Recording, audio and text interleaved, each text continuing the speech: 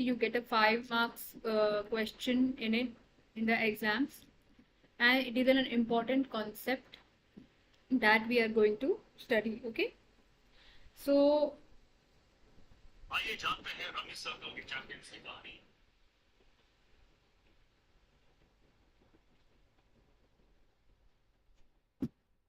hello my dear students, I hope all of you are doing very good and are happy and enjoying your lives. So today we are going to begin with a new topic, and that is speech writing. It is comes as a long answer question in your exam, and speech writing format is basically common for all the classes from 9 to 12, and I think you must have attempted questions on it in your previous classes also. So let us have a again a recapitulation of what is a speech basically, in what format we write it, speech को हम किस तरीके से present करते हैं, okay, and how important it is to express your ideas and to give information. Now before we begin with the speech writing, okay, the the first thing that we need to know is what exactly is a speech. Okay, हम सब ने ये सुना होगा कि आज इस particular politician ने स्पीच दी, या आप सब ने अपने हिंदी के एसेस में लिखा भी होगा कि इंडिपेंडेंस डे पे एंड रिपब्लिक डे पे प्रोमिनेंट जो इंडियन पॉलिटिकल पर्सनालिटीज है, लाइक हमारे राष्ट्रपति एंड प्राइम मिनिस्टर, तो ये सब स्पीच देते हैं. तो speech is a common aspect of our life. ठीक है, so generally, speech is being used to convey a large to a large audience. Okay, speech को लिखने का और बोलने का जो पर्पस रहता है, that it is being conveyed to a large audience. Okay, एक large audience के लिए based होता है speech. And another thing is that it includes conveying ideas, information. Okay, it basically means कि आप ideas या information अपनी audience को, जो कि एक larger level पे रहती है, एक बड़े level पे रहती है, आप उनको explain कर रहे हैं. Okay, and the other thing is कि जो speech kind of questions आपको exam में आएंगे, वो generally are based on, as it is given in your syllabi, age old issues, age specific issues. मतलब अगेन वो जो कंटेम्प्ररी इश्यूज या टॉपिक्स चल रहे हैं, ओके, उस पे आप एक्सपेक्ट कर सकते हैं. And speech is basically also written when you want to create an awareness. Okay, awareness word is awareness thing about any social issue. Okay, किसी भी इम्पोर्टेंट इशू पे या किसी भी सोशल इशू पे जब आप एक लार्जर ऑडियंस को अपना पॉइंट ऑफ व्यू प्रिस्क्राइब करना चाहते हैं, उन्हें बताना चाहते हैं, तब हम स्पीच का यूज करते हैं. और आप सब ने ड्यूरिंग योर असेंबली टाइम और क्लासेस में भी आप सब ने कभी ना कभी स्पीच प्रेजेंटेशन को विटनेस किया होगा. ठीक है, जैसे असेंबली होती है स्कूल्स में, मॉर्निंग असेंबली होती है, तो उसमें भी देयर ड्यूटीज असाइन की जाती हैं, that a particular person or a particular student has to express his or her views on a particular topic, on a given topic. तो इसमें टॉपिक आपको पहले से प्रोवाइड किया जाता है, then you have to jot down your ideas and then you have to present in a coherent form. तो इसके लिए क्या इम्पोर्टेंट है कि आप अपने आइडियाज को बहुत ही अच्छे से मैनेज करें और उन्हें एक्सप्रेस करें. तो जैसे कि अगेन एंड अगेन मैं उस चीज़ को एम्फसाइज करती हूँ कि आपकी vocabulary as an English student, आपकी वोकैबलरी बहुत अच्छी होनी चाहिए. So having a good vocabulary will definitely help you in writing a good speech.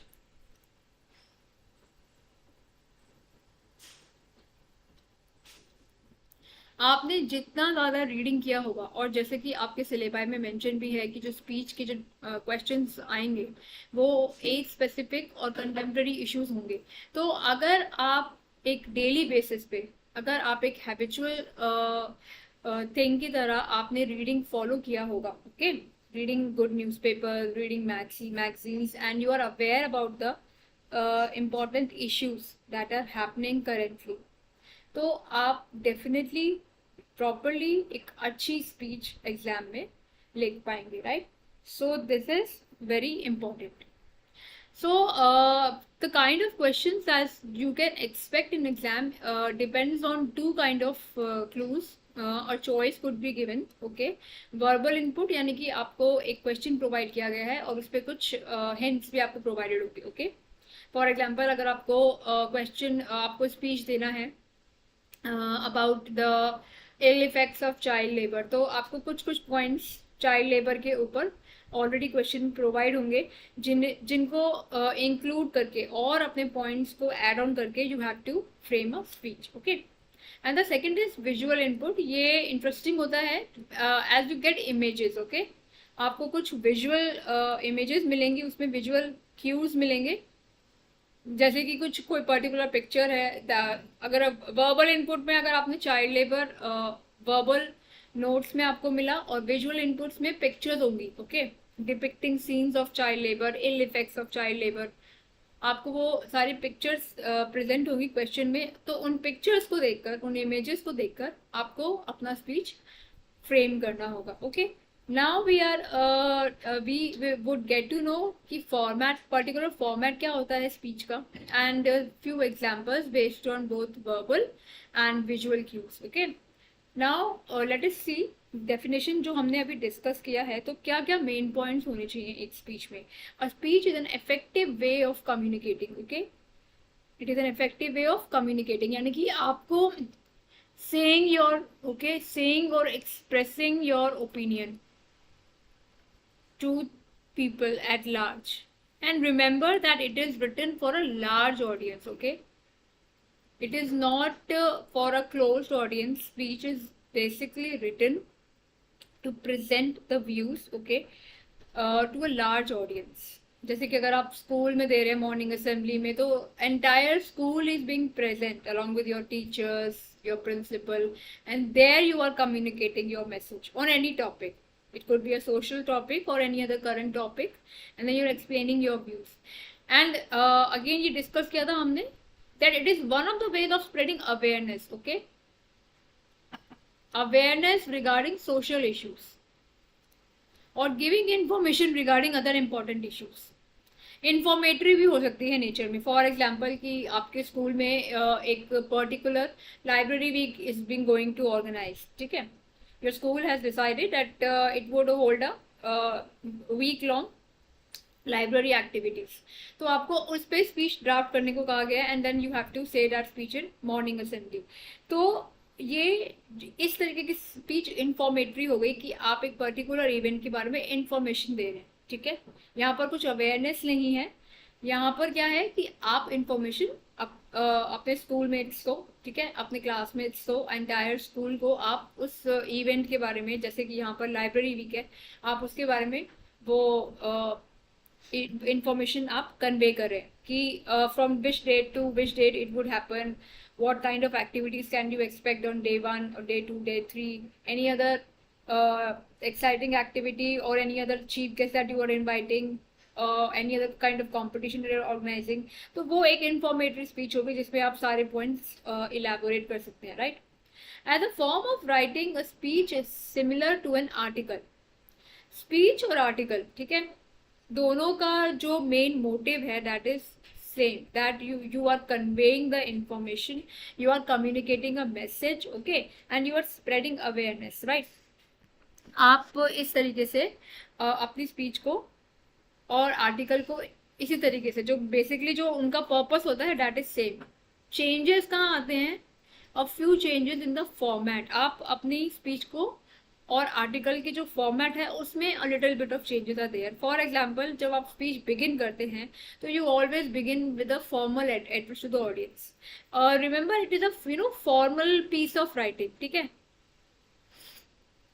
Generally जो स्पीच होता है वो फॉर्मल पीस ऑफ राइटिंग है. हालांकि आप बहुत ही पर्सनल और क्लोज गैदरिंग्स में आप स्पीचेस देते हैं, बट ओवरऑल एक लार्जर पार्ट पर स्पीच को एक फॉर्मल पीस ऑफ राइटिंग ही माना जाता है, राइट? तो जो आपका स्पीच होता है that would begin with a formal address की रिस्पेक्ट। फॉर एग्जांपल अगर आप स्कूल लेवल पे स्पीच दे रहे हैं then it would begin like this: respected principal, teachers and all my dear friends. Okay, तो ये एक फॉर्मल एड्रेस आ गया। You are not going to give the names, particular names, but rather you are going to address them by their designation: principal, teachers, and my dear friends. Okay, is more conversational in tone. Article थोड़ा सा ज़्यादा formal tone में होता है, speech थोड़ा सा conversational tone में रहेगा। And again in the end आप speech को कैसे conclude करेंगे? Thank you. Okay, thank you that all of you have listened patiently to my views. So thank you for that. A speech is written for a specific purpose, like informing, information जो हमने अभी discuss किया था, ठीक है, persuading, convincing और entertaining an audience. Fine. तो these are the main elements of a speech. Speech लिखते टाइम किन किन मेन बातों का हमको ध्यान रखना है? Okay, before we begin, let me tell you that it would come as a 5 marks question. Okay, in the exam एक 5 marks question would be there in your exam regarding speech, और उसमें आप maybe a choice could be given to you कि verbal cue या visual cue पर आपको speech लिखना है। Now that is up to you कि आपको कौन सा ज़्यादा क्वेश्चन इंटरेस्टिंग लगता है, ऑन विच आप वर्बल क्यू या विजुअल क्यू आप किस पर ज़्यादा अच्छे से अपने आइडियाज़ को फ्रेम कर सकते हैं। Okay, that is a point. So when it comes to 5 marks you have 2 marks for content. तो कंटेंट आपका इम्पोर्टेंट है। ओके, ठीक है।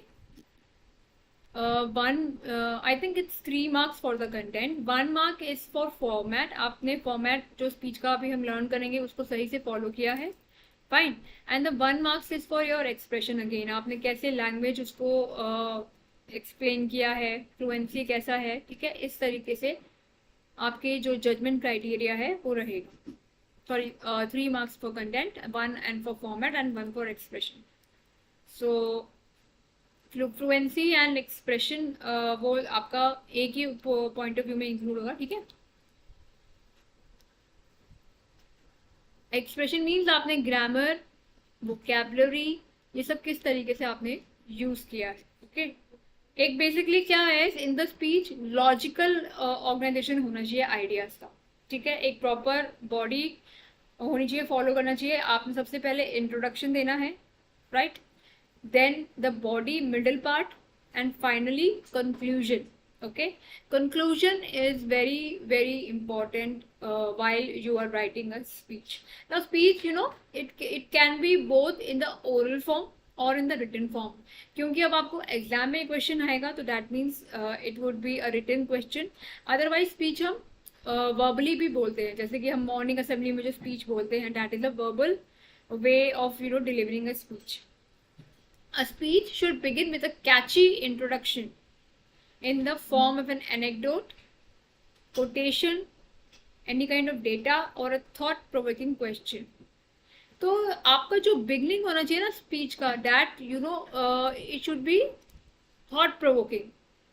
मतलब जो लिसनर्स हैं आपके, उनको वो सोचने पर मजबूर हो जाएं that now what kind of content would be delivered in your speech after the introduction, right? A speech should begin with a catchy introduction in the form of an anecdote, quotation, और इसके लिए again I would suggest that कि आप कुछ quotations learn करके रखें, कुछ quotations याद करके रखें, कुछ anecdotes, okay, कुछ interesting phrases, thoughts, क्योंकि common topics होते हैं जैसे book reading है, discipline है, ill effects of any particular social evil, child marriage है, चाइल्ड लेबर है, ठीक है। तो जो कॉमन टॉपिक्स हैं आप कुछ अच्छी कोटेशंस रिसर्च करके you can learn them, you can keep it in your vocabulary bank, so that आप उसको अच्छे से जब एग्जाम में आएगा तो आप वो कोटेशंस वहाँ पर लिख सके। ओके, तो इट इज़ वेरी इंपॉर्टेंट कि आप अपना स्पीच जब बिगिन करते हैं तो वो ऐसे ही बिगिन करें, रिस्पेक्टेड डैश एंड डैश, ठीक है। So I am this, and today I am going to present my views on this, and then start with You can start with any question, right? आप question से भी अपनी speech begin कर सकते हैं. That is a very interesting idea. अगर कुछ बहुत ही अच्छा क्वेश्चन आपके टॉपिक और आपके थीम के रेलिवेंट आपके माइंड में, if you can get it, then you can begin your speech with a question. So it would be in the correct format only, right?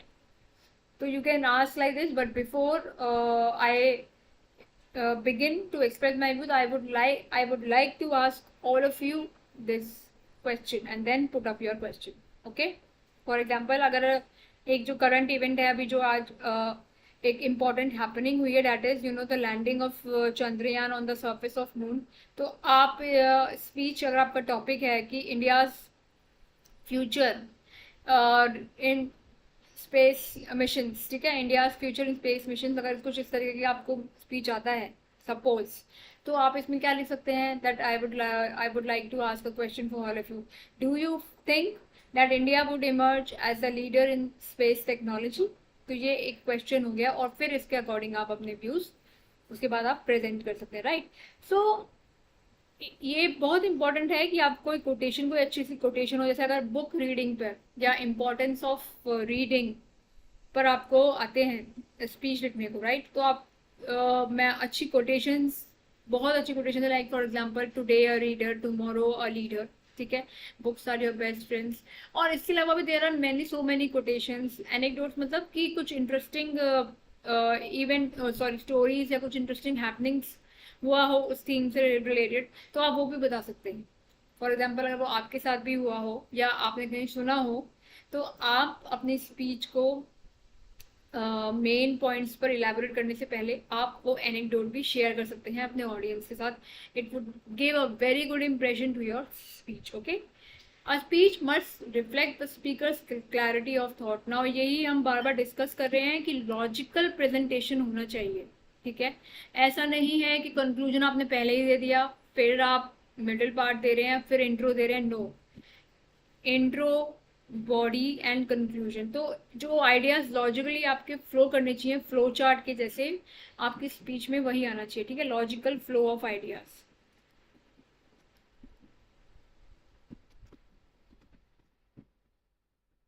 Accuracy of facts and a balanced view through a comparison and contrast with other viewpoints. अब अगर for example debate होता है, right? तो debate में generally क्या होता है कि इफ यू आर राइटिंग, तो उसमें क्या होता है कि either you are speaking for the motion और you are against the motion, right?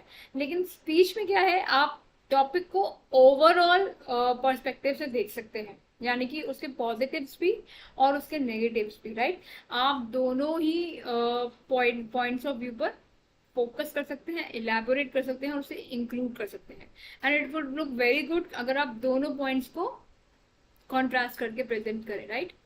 A speech में also give reference to newspaper reports, कि किसी पर्टिकुलर कोई रिपोर्ट पब्लिश हुई है तो उसके ऊपर आपको स्पीच लिखना है, पोस्टर्स, एडवर्टीजमेंट्स और अदर काइंड ऑफ स्टिमुलाई. तो ये आपको इन वर्बल और विजुअल क्यूज में आ सकते हैं, ठीक है? आपको ऐसा हो सकता है कि ये न्यूज़पेपर में आपने ये रिपोर्ट, ये न्यूज़पेपर आर्टिकल आपने पढ़ा है और इसके बेसिस पर you want to give your ideas on this particular topic, right? Restrict the part of the speech, main part of the speech, to the word limit of 120 to 150 words. Okay, तो ये long answer question है, तो आपका word limit around इतना ही होना चाहिए.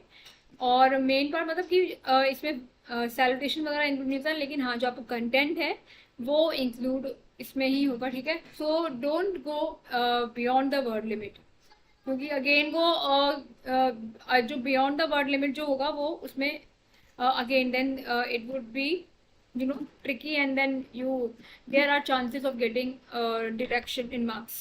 Now speech writing format, this is a speech writing format. In order to write a perfect speech we must be well acquainted with the topic, and I'm again stressing कि आप किसी topic पे तभी well acquainted हो सकते हैं जब आपने उस टॉपिक के बारे में काफी कुछ पढ़ा हो. Okay, so this is the best thing to be to get perfection in speech writing, कि आप पर्टिकुलर रीडिंग करें, right? And you must possess a wide range of vocabulary, right? ये हम अभी भी हम यही डिस्कस कर रहे हैं कि वाइड रेंज ऑफ वोकैबुलरी, ठीक है? A thorough knowledge of the subject, वही जो आपके जिस पर्टिकुलर टॉपिक पर आप लिखना चाह रहे हैं तो उसके बारे में आपको अच्छी नॉलेज है. Some research, and excellent organizational skills. Now, a perfect speech must consist of heading.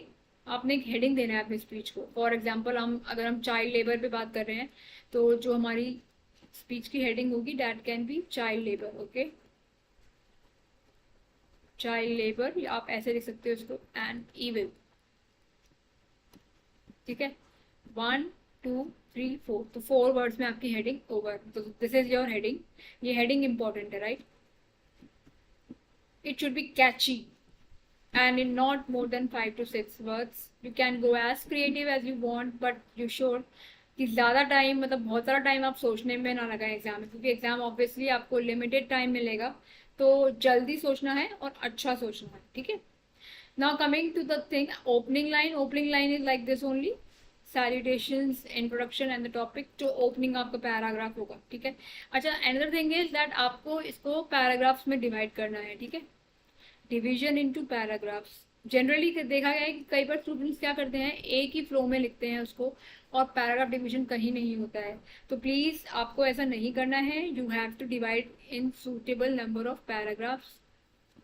ठीक है, तभी जो आपका स्पीच है वो एक एलिगेंट लुक देगा, एक प्रॉपर और नीट लुक देगा एग्जामिनर को. और अगर, क्योंकि अगर हम, और हर पैराग्राफ के पीछे again you have to leave line. Okay, leave 1 line. ये गैप मेंटेन करना बहुत ज़रूरी है. इस गैप को हम बार बार पढ़ रहे हैं सारे क्रिएटिव राइटिंग जितने भी हमने टॉपिक्स कवर किए हैं. So it is very important कि ये गैप आपने देना है. Okay, and the first letter of when you are beginning with a new paragraph it should be capital. This is a basic punctuation rule. Okay, जैसे अगर आपका यहाँ खत्म हुआ है स्पीच के बाद, okay, here this paragraph, then you are writing with here, so your a would be in capital. आप ऐसे नहीं लिखेंगे, right? This is wrong. तो आपने जो फर्स्ट लेटर न्यू पैराग्राफ का बिगिन करना है that should begin with capital letters. Heading हो गया आपका. ठीक है, then opening line. Make sure you do not mention your personal details. ये रिक्वायरमेंट ज़रूरी नहीं है. ठीक है, क्योंकि स्कूल लेवल पे तो people are aware of you, but in case अगर दूसरे लेवल्स का जैसे स्पीच आता है तो आप जस्ट आप ऐसे ही मेंशन करेंगे today I am going to, right, sorry, just या I am going to express my views, because you can give your name in the end also, right? Maybe the chances are कि the names are given to you. जैसे वो question में आता है ना, that you are for example Arun और Nikita and you have to write a speech, तब आप नाम दे सकते हैं और अपना नाम आप एंड में भी दे सकते हैं. ठीक है. Speech writing example: respected principal, teachers and my dear friends. Now you have seen कि हमने इसको किस तरीके से बिगिन किया. Today I, name is given in the question, stand before you all to speak on the topic. Okay, so if you're going to, you can write like that, otherwise you can just begin like that: today I am going to present my views or to express my opinion. Okay, like this also you can present. ये थोड़ा refined form हो गया लिखने का. present my views, express my thoughts. ठीक है, तो ये अच्छे तरीके से हो गया कि आपने इसको इस तरीके से लिखा है. ठीक है, ओपिनियन वर्ड भी आप यूज कर सकते हैं देन इसमें.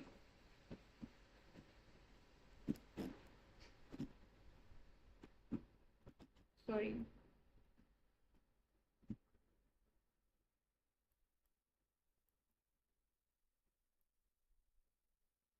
फाइन. ठीक है, present my views, present my thoughts, express my thoughts. तो ये एक डिफरेंट काइंड ऑफ वर्ड्स हैं जो आप यूज कर सकते हैं इसमें.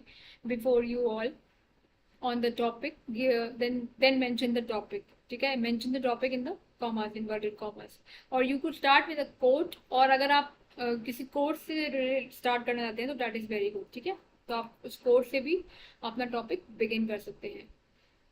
In order to write a perfect, sorry, I think this has been repeated, just a minute. Yeah. Respected principal, teachers and my dear friends. So ये these were the few points that we have discussed. अब एक example हम देखेंगे अभी आगे कि किस तरीके का हम उसको लिटरली हम उसे फ्रेम कर सकते हैं. Today I the name is given in the question. ये जनरली क्वेश्चन में गिवन ही होता है आपको, ठीक है. Such so when you are so and then you have to frame a speech, और you could start with a quote. Body. Now this is your second paragraph. Okay, introductory para over हो गया है. अब ये आपका second para से शुरू होगा. Make it your second para. जो भी आपका मेन कंटेंट होना चाहिए, ठीक है, आप अपने व्यूज अब यहाँ से एक्सप्रेस करना शुरू कर दीजिए. जो भी आपका थीम है, टॉपिक है आपका, जो मेन थीम है वो यहाँ पर शुरू हो जाएगी. It is always prescribe that you begin with a short introduction on the topic. ये आपने फर्स्ट पैराग्राफ में गिव करना है. It's meant to be precise. Then you need to explain the current situation. अगर कोई सोशल इशू के ऊपर बात हो रही है, सोशल इशू के ऊपर आपको स्पीच लिखना है, ओके, तो द थिंग इज कि आपने उसका सिचुएशन बताना है कि पास्ट प्रेजेंट फ्यूचर में वो पर्टिकुलर प्रॉब्लम कैसे कम हुई है या फिर कैसे ज़्यादा हुई है, ठीक है, और उसके पॉसिबल सोल्यूशंस क्या है. This is very important.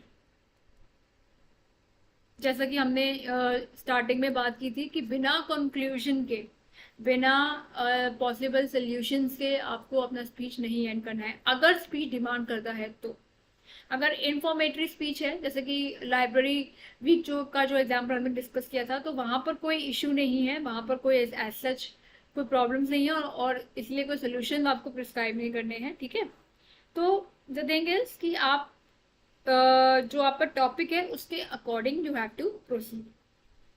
अगर सिचुएशन है, करंट सिचुएशन है, करंट सिनेरियो है, जैसे ये ड्यू टू हैवी मानसून, ठीक है, and every year the same thing happens, that the life of the people, you know, turn just upside down, and especially the poor people, the marginalized section of the society, they suffer the most.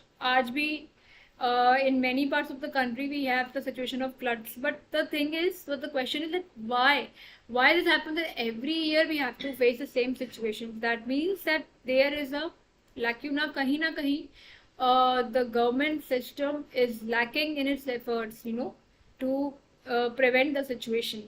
Because every year the same thing happens, that कि कहीं पानी भर रहा है roads पर, and people are suffering, people are, you know, are being stuck in that particular place. So this kind of scenario happens every year in some or the other part of the country. So this, on this also you can get a question, ठीक है. Then you have to explore कि current problem क्या है, और अभी present क्या है, और पॉसिबल सोल्यूशंस क्या हो सकते हैं.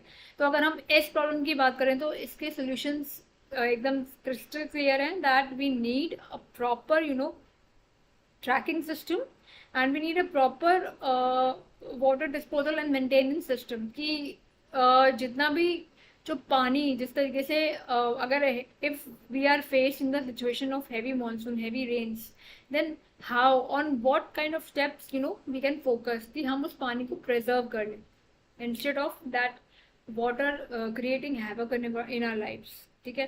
तो proper drainage system होना चाहिए, आपका sewage system proper होना चाहिए, and the government authorities have to look into the situation well in advance. अब क्या होता है कि मानसून आ गया है, उसके बाद आप रोड्स को ठीक कर रहे हैं, आप बाकी काम ठीक कर रहे हैं, तो that thing obviously it will backfire. तो ये जो सारे जो प्रिवेंटिव मेजर्स हैं, they needs to be taken very in advance. So basically मैं आपको ये बता रही हूँ कि हम पॉसिबल सोल्यूशंस क्या क्या मेंशन कर सकते हैं, ठीक है, और जितना ज़्यादा सोल्यूशंस आप प्रिस्क्राइब कर सकते हैं उस प्रॉब्लम से related, it would look good, ठीक है. It would given the this kind of an idea to the examiner that yes the student is a well aware person, right. It may include advantages और disadvantages. तो आपने दोनों ही structure को include करना है, ठीक है. आपने कुछ उसके पॉइंट्स बताने हैं एडवांटेजेस में भी, और कुछ, मतलब अगर आपका टॉपिक परमिसेबल है उस चीज़ के लिए, तो अगर फॉर एग्जांपल ये इन्फॉर्मेटिव टॉपिक है या बुक रीडिंग का अपना टॉपिक है, तो उसके तो एडवांटेजेस ही हैं. There is no disadvantage in that, right. तो आप कोई डिसएडवांटेज ज़बरदस्ती नहीं फ्रेम करेंगे, ठीक है. That is what I mean logical flow of ideas. कि आप ऐसे नहीं लिख सकते कि ज़्यादा बुक पढ़ने से आईज खराब हो जाती हैं या this and that. No, please don't go into that kind of stuff. अगर आपका टॉपिक डिमांड करता है और एक्चुअल में एडवांटेजेस और डिसएडवांटेजेस हैं, तो ही आप उस पर फोकस करिए, ठीक है. Otherwise just stick to the Good points. Now here it is important that you follow a sequence. ये बार हमें सीक्वेंस की ही बात करना है कि एक पर्टिकुलर सीक्वेंस हमको फॉलो अप करना है, ठीक है। और अगर काफी सारे पॉइंट्स हैं आपके दिमाग में, क्योंकि वर्ड लिमिट कम है, तो आप जिसको जॉट डाउन कर लो, ठीक है। Jot down in rough and then prioritise on the main points. एक रफ सेक्शन में आप अपने पॉइंट्स को ऐसे नंबरिंग करके कर लीजिए, और फिर जो जो पॉइंट्स आपको लगता है इंपॉर्टेंट है आप बस उन्हीं को इंक्लूड कीजिए, ठीक है। क्योंकि आपको वर्ड लिमिट का भी ध्यान रखना है। सो हर पॉइंट के लिए 1 और 2 लाइन्स और मैक्सिमम 3 लाइन्स आर इनफ, ठीक है। So it is saying the same thing कि प्रिस्क्राइब वर्ड लिमिट को हमें स्ट्रिक्टली फॉलो अप करना है। Always begin with your strongest point. तो it is good that if you begin with the positive ones first, और उसमें भी जो सबसे स्ट्रॉन्ग पॉइंट है उसका, ठीक है। और जो उसके डीमेरिट्स हैं वो आप बीच बीच में उन्हीं पॉइंट्स के साथ आप लिख सकते हैं, ठीक है। तो वो ऐसा नहीं लगेगा कि बिल्कुल आपने पॉजिटिव पहले करा फिर नेगेटिव मोटिवेट के जैसे नहीं लगेगा।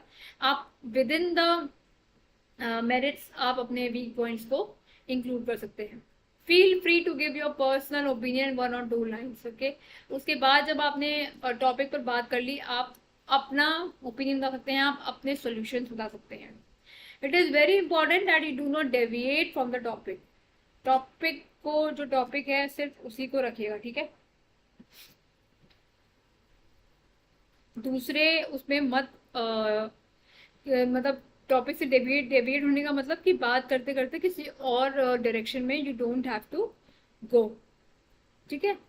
तो the thing is, and this is very important, ये हमने अभी डिस्कस भी किया है कि कंक्लूडिंग जो पैराग्राफ है वो बहुत ज़रूरी है। So you can make it your fourth one. The second and third would be your body and this would be your fourth. That wherever you elaborate a problem, you have to mention the solution.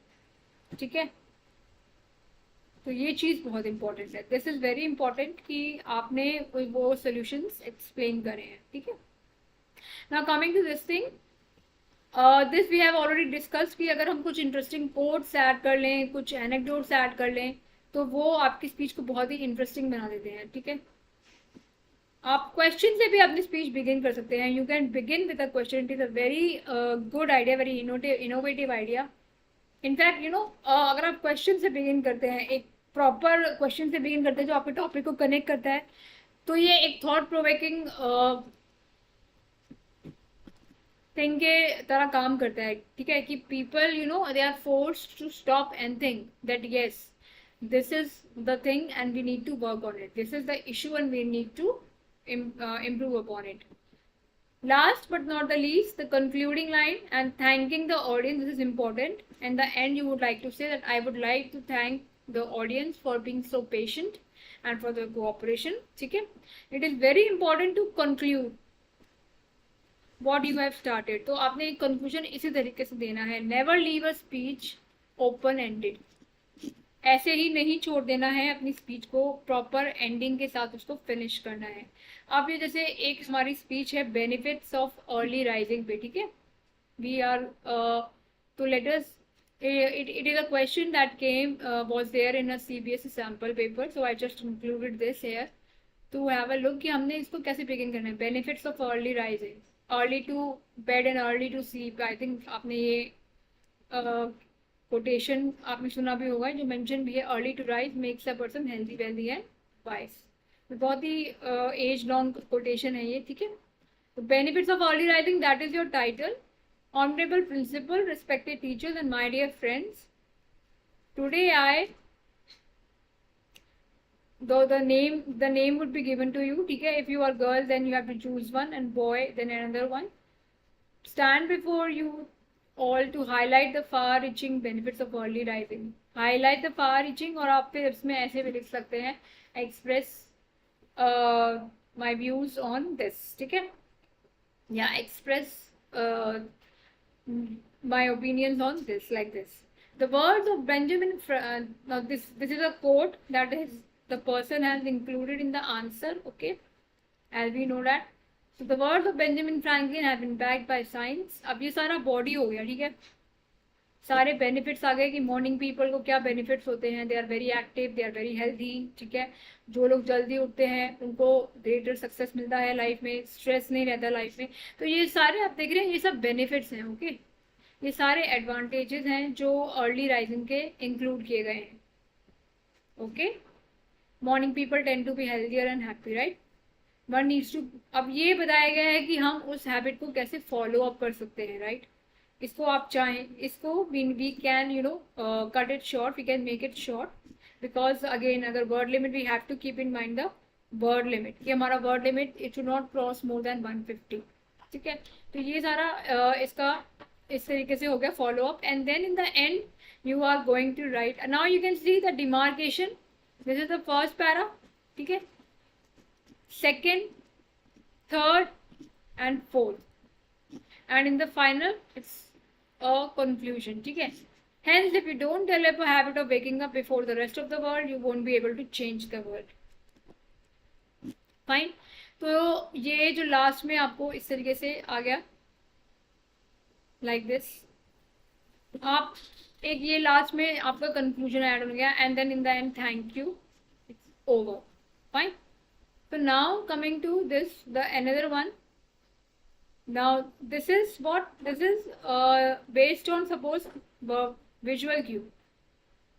Visual मतलब कि question तो given है आपको, ठीक है, लेकिन उसके अलावा आपके पास कुछ इमेजेस भी आ सकती हैं। I couldn't manage the images here, but we can expect, जैसे एक क्वेश्चन है, it is about the following photo caught your attention in newspaper, कि एक न्यूज़पेपर पर अटेंशन, एक न्यूज़पेपर आर्टिकल पर अटेंशन आपकी कैच हुई, और उसमें क्या था, it was about the pollution cause by plastic bags.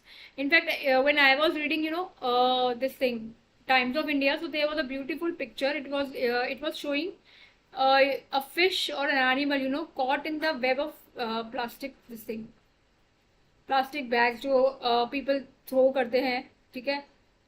There is so much of this thing in the rivers and all.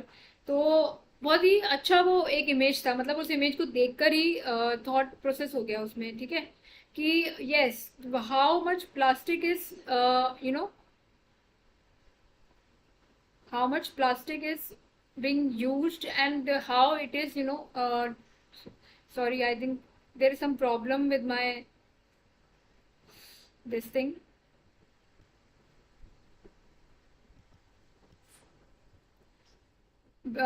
So I would not verbally say the question.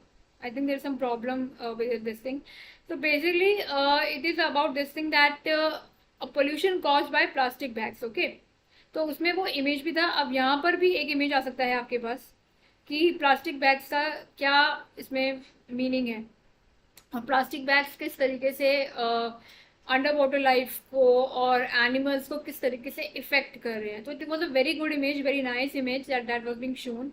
Prepare a speech you intend to deliver in the morning assembly the next day, giving useful. So basically a plastic bag, the image was like this: say no to, it was a visual, plastic bags, say no to plastic, okay. And the water bottle was being made with that, and then a cross was being made in that. And the image that I am talking, ki there was a fish, and inside its neck, a hole, lot of plastic things were there, and it was strangulated, it died due to that. This image came in the Times of India few days ago, and it was very interesting to look at. तो इसी तरीके की image आपको show up हो सकती है, ठीक है। और आपको फिर देन क्वेश्चन आ सकते हैं कि इस इमेज को देखकर, हो सकता है उसमें वर्बल क्यूज ऐड और ना हो, खाली विजुअल इमेज हो, तो उसको देखकर आपको सिर्फ अपने व्यूज प्रेजेंट करने हैं। तो अगेन फिर हम, तो हमारा जो टॉपिक होगा उसमें what would be our topic, you can write like this: say no to plastic, ठीक है, a plastic free world, that is also a good thing, say no to plastic. Then you can also write a plastic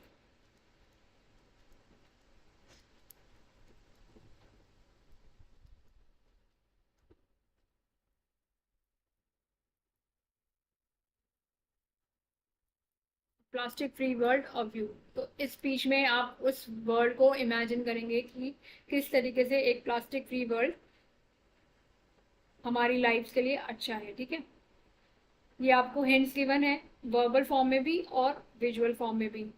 harmful chemicals and things in them, check drainage, animals may eat stuck in their bodies, not easy to kill them। so ये सारे points उस चीज़ में include हम कर सकते हैं। so I would suggest कि आप इस topic पर ये जो given है आप इस पे एक question attempt करिए, do attempt it। ठीक है, plastic की images, plastic ban की images you can have a look at the net also, research and then have a look at those images and then frame your points। तो उससे क्या होगा, आपके ideas में और आपके थॉट्स में एक बहुत अच्छी क्लैरिटी आ जाएगी and then you would be able to begin. तो बिगिनिंग आपकी ऐसे ही रहेगी, respective principal teachers and my dear friends. Okay, I the names are being given to you, you can mention the names। I am you can add one more line like this also, that it is a privilege for me to be standing in front of you and expressing my views on this। आप इस तरीके से भी एक अलग तरीके से एक अलग लाइन से आप इसको लिख सकते हैं, that it is a privilege for me या it is an honor for me। okay, privilege आप इस तरीके से भी उसको लिख सकते हैं। ठीक है,